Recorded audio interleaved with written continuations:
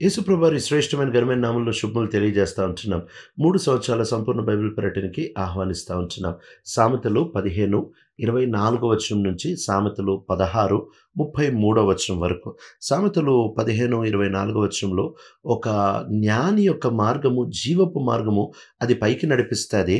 అయితే అది తన్ని కిందకి వెళ్ళిపోకుండా, అంటే పాతాళానికి వెళ్ళిపోకుండా తన్ని కాపాడుతది అని చెప్తా ఉంటున్నాడు. అంటే ఇక్కడ 2 మార్గాలు చూడొచ్చు. జ్ఞాని యొక్క మార్గము తనని కిందకి వెళ్ళకుండా కాపాడుతది, జీవపు మార్గంలో కాపాడుతది అని చెప్తా ఉంటున్నారు. అక్కడితో ఆగకుండా మన జీవితాల్లో కూడా కొత్త నిబంధనలో మనం చూసినట్లయితే యేసుక్రీస్తు ప్రభువారు చెప్తున్నారు, ఆయన దగ్గరే జీవం దొరుకుతది. మనం ఆయనని వెంబడిస్తే ఆయన వెళ్ళు స్థలానికి మనల్ని తీసుకొని వెళ్తాడు.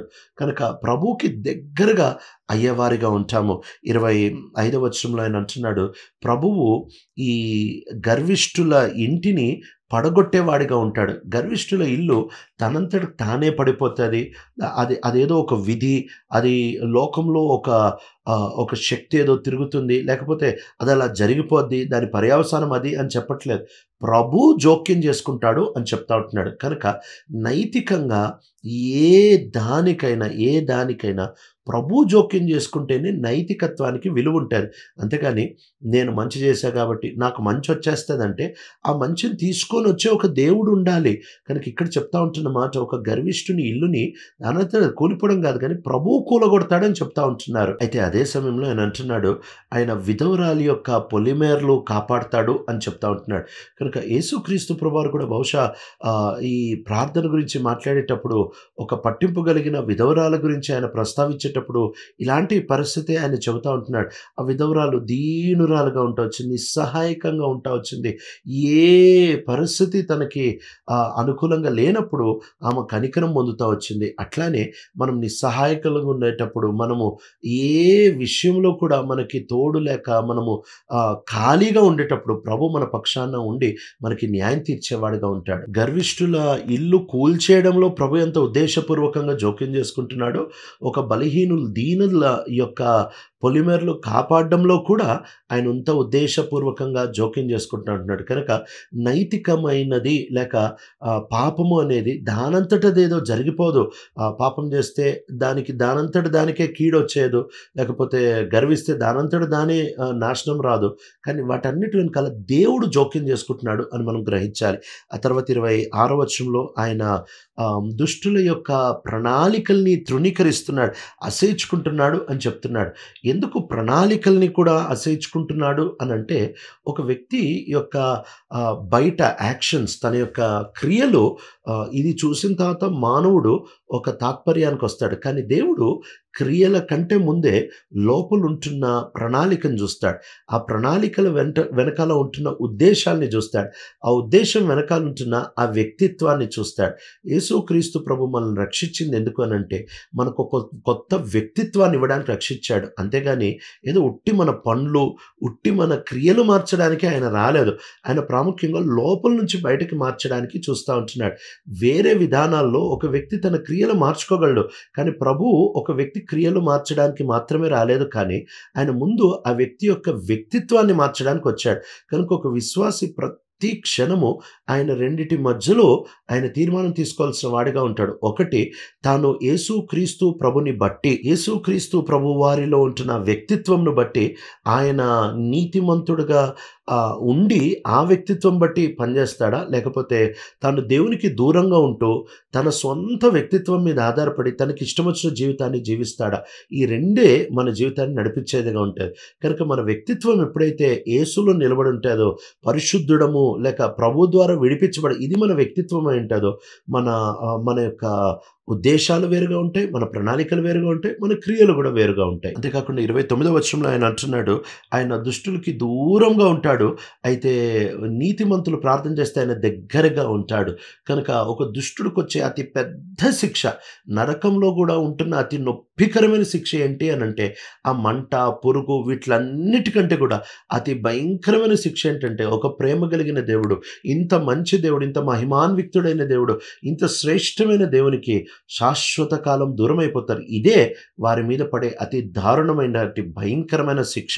ఆ తర్వాత 33వ వచనంలో ఆయన అంటున్నాడు, ఎవరైతే దేవుని ద్వారా దేవునికి భయపడతారో దేవుడు వాళ్ళని దీనులుగా చేస్తాడు. అది వాళ్ళకి జ్ఞాన మార్గంలో నడిపిస్తే అది వాళ్ళకి దీనత్వంని పుట్టిస్తా ఉంటది.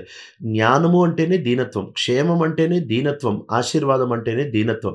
యేసుక్రీస్తు ప్రభువారు ఈ భూమి మీదకొచ్చింది ఏదో భయపడిన ఆశీర్వాదాలు ఇవ్వడానికి కాదు. ఎందుకు అనంటే నిజమైన ఆశీర్వాదం ఏంటంటే దీనత్వం మాత్రమే. యేసుప్రభువారు అంటున్నారు, నేను దీన మనసు కలిగిన వాడిని, మీరు నా వద్ద వచ్చి నేర్చుకొనుడి. ఏంటది అనంటే దీనత్వమే మన క్షేమం, దీనత్వమే మన భవిష్యత్తు, దీనత్వమే ఆశీర్వాదం. దానికి వ్యతిరేకంగా చూస్తా వచ్చినట్లయితే గర్వమే మన ప్రమాదము, గర్వమే మన ఖాళీతనము, గర్వమే మన భవిష్యత్తుని దేవుని నుంచి దూరం చేసి అసలు తృప్తి లేనిదిగా చేసేసేదిగా ఉంటుంది.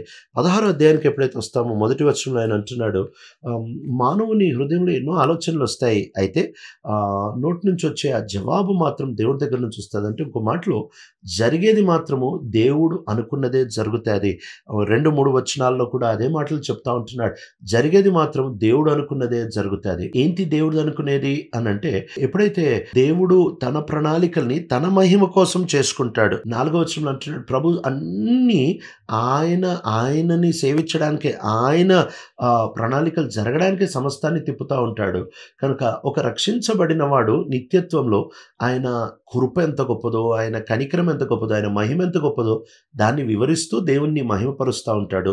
ఇంకో వైపున ఒక అవిశ్వాసి ఆయన నరకానికి వెళ్ళి దేవునికి దూరంగా వెళ్ళిపోయిన తర్వాత ఆ వ్యక్తి దేని బట్టి దేవుణ్ణి కీర్తిస్తూ ఉంటాడు. బహుశా ప్రత్యక్షంగా కీర్తించడేమో కానీ పరోక్షంగా ఆ వ్యక్తి దేవుడు ఎంత న్యాయవంతుడు, దేవుడు ఎంత మంచివాడు, దేవుడు ఎంత శ్రేష్ఠుడు అనేవి ఆ వ్యక్తి ఇంకా పోగొట్టుకున్నందుకు దేవుడు తనని పట్టుకోగలిగాడు. దేవుడు ఖచ్చితంగా శిక్ష వేసే దేవుడు, దేవుడు దగ్గర నుంచి ఎవ్వరూ తప్పించుకోలేరు అని చెప్పి ఆ వ్యక్తి ఖచ్చితంగా దేవుడిని ప్రత్యక్షంగా కాకపోయినా పరోక్షంగా కీర్తించి స్తుతించేవాడిగా ఉంటాడు. అక్కడ తాకుండా 3వ వచనంలో అంటున్నాడు, నీ మార్గములు దేవుని చేతిలో వదిలిపెట్టేసేయ్, అప్పుడు ఆయన నీ ప్రణాళికల్ని స్థిరపరిచేవాడిగా ఉంటాడు. దేవుని చేతిలో వదిలిపెట్టడం అని అంటే మనం వేసుకున్న ప్రణాళికలు ఆయన చేతిలో పెట్టి, ప్రభు నీకు ఎట్లా కావాలో అట్లా మార్చుకో, ఎట్లా కావాలో అట్లా తిప్పుకో, నీ ఇష్టం వచ్చింది చేసుకో అని ఆయన చేతిలో ఎప్పుడైతే వదిలిపెట్టేస్తామో అప్పుడు దేవుని మహిమ కొరకే ఆయన తన మన ప్రణాళికలన్నిటిని తిప్పేవాడిగా ఉంటాడు. దేవుడు సార్వభౌముడు గనక మన జీవితాల్లో ప్రణాళికలు వేయాల్సిన అవసరమే లేదు, సోమరుగా ఉండొచ్చు అని ఎన్నడూ అనుకోకూడదు. ఎందుకు అనంటే దేవుడు సార్వభౌముడు గనుకనే నేను ఖచ్చితంగా కష్టపడతా, దేవుడు సార్వభౌముడు గనుకనే నేను ఖచ్చితంగా ప్రణాళికలు వేసుకుంటా. దేవుడు సార్వభౌముడు కాకపోతే నేను సోమరుగా ఉండాలి, దేవుడు సార్వభౌముడు కాకపోతే నేను ప్రణాళికలు వేయకూడదు. కానీ అన్నీ నా దేవుని ఆధీనంలో ఉన్నాయి, నా దేవుని అధికారంలో ఉన్నాయి గనక నేను పూర్తిగా ఆయన అధికారంలో ఉండి ఇంకా ఎక్కువ కష్టపడి పరిగెత్తేవాడిగా ఉండాలి. 5వ వచనంలో ఆయన అంటున్నాడు, దేవుడు మొండివాడు అందరికీ విరోధంగా ఉంటాడు, వాళ్ళని వ్యతిరేకిస్తాడు, వాళ్ళని అసహ్యించుకుంటాడు అని చెప్తా ఉంటున్నాడు. మొండి వాళ్ళకి ఆయన వ్యతిరేకంగా వాళ్ళని అసహ్యించుకుంటాడు అని చెప్పడంలో ఆయన చెప్తా ఉంటున్న మాట, ఒక దీనుడికి ఆయన ఎంత సమీపంగా ఉంటాడో పేతురు రాస్తూ ఉంటాడు, గర్విష్ఠుల్ని ఆయన అణిచేవాడిగా ఉంటాడు, ఆయన వారికి వ్యతిరేకంగా ఉంటాడు, దీనులకి ఆయన సహాయం చేసేవాడిగా ఉంటాడు. ఎందుకు అనంటే ఒక దీనుడు ఎప్పటికైనా దేవునికి ఇవ్వాల్సిన మహిమ దేవునికి ఇచ్చేస్తాడు, ఒక గర్విష్ఠుడు ఆ మహిమని మింగేసేవాడిగా ఉంటాడు. ఆ తర్వాత ఒక వ్యక్తి దేవునికి భయపడడం బట్టి తాను చెడుతనాన్ని విసర్జిస్తాడు.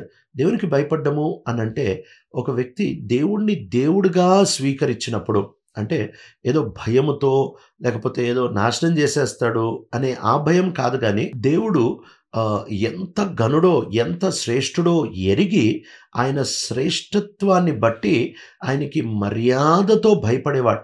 ఇట్లా భయపడేవాడు చెడుతనాన్ని తృణీకరిస్తాడు, ఆ మార్గములన్నిటి నుంచి బయటకు వస్తాడు. ఎందుకంటే తాను దేవుడితో సరిగ్గా ఉండాలనుకుంటాడు. ఈ బైబిల్ మనకి నేర్పించేది 2 ప్రాముఖ్యమైన విషయాలు. దేవుడు ఎవరు, ఈ దేవుడితో మనం ఎట్లుండాలి, ఇదే జ్ఞానమును అనుసరించి జీవించడం అంటే.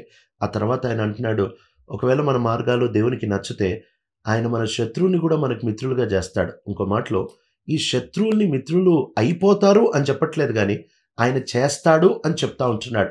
కనుక ప్రతి దాని వెనకాల దేవుని పనిని ఈ వ్యక్తి చూడగలిగిన వాడుగా ఉంటున్నాడు. 8-9 వచనాల్లో కొంచెము నీతితో ఉండడము మేలు ఎక్కువ అన్యాయంతో ఉండడం కంటే. ఎందుకంటే నన్ను పోషించే డబ్బు కాదు, నా భవిష్యత్తు డబ్బు కాదు, ఒకని మరణ దినాన్న తన డబ్బొక్కరికి రాదు. ప్రభు ఒక్కరికి వస్తాడు గనక నీతిగా కొంచెమున్నా ప్రభు మన పక్షంగా ఉంటే అంతే చాలు. ఆ తర్వాత అంటున్నాడు, మనము ప్రణాళికలు వేస్తాం. అయితే మార్గం నడిపించేది మాత్రము దేవుడే.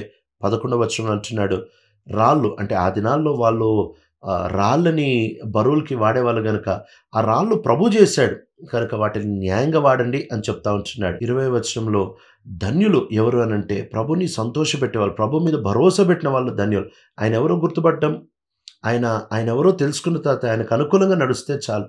మన జీవితం అంతా సాఫీగా వెళ్తాది.